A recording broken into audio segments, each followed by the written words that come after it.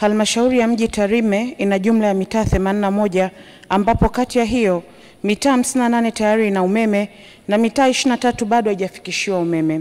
Aidha, mitaa 13 inapelekewa umeme kupitia mradi wa HEP 2A na mkandarasi aitwaye Dynam Construction Engineering. Mitaa 10 iliyobaki itapatiwa umeme katika miradi inayofuata kulingana na upatikanaji wa fedha. Asante. Pamoja na kuwa wilaya ya Arusha mjini kuwa mji wa kitalii, lakini bado kuna changamoto kubwa ya umeme hasa kwenye maeneo ya pembezoni, hususan kwenye kata ya Terrat, mitaa ya Olopolos, Maskiria na Engavlen. Je, ni lini serikali sasa itaondoa changamoto hii? Serikali inatekeleza miradi mbalimbali katika maeneo ambayo yapo pembezoni ama kwa jina lingine tunaita periurban.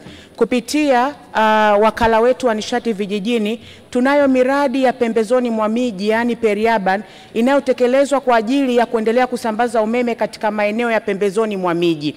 Kwa hiyo na kwa jiji hili la Arusha katika kata ambayo sema ya Terrat, tutaenda kuangalia kama maeneo haya hayapo katika mpango ambao tunao wa kupeleka umeme kwenye maeneo ya pembezoni mwa mji, basi tutaendelea kuyafikishia umeme kupitia miradi mbalimbali ya TANESCO ambayo inatekelezwa katika maeneo ya miji katika kuhakikisha tunaendelea kuimarisha miradi ya usambazaji kwa ajili ya kuimarisha hali ya upatikanaji wa umeme. Lakini kwa sababu maeneo haya yamesema mahususi kwa ajili ya utalii, basi nitaenda kuyapitia tuweze kuona kama hayapo kwenye mpango wowote, basi kwa mwaka ujao wa fedha tutaweka katika mkakati ili na maeneo haya pembezoni yafikishiwe umeme kwa ajili ya kuimarisha hali ya utalii katika kata hii ya Terrat.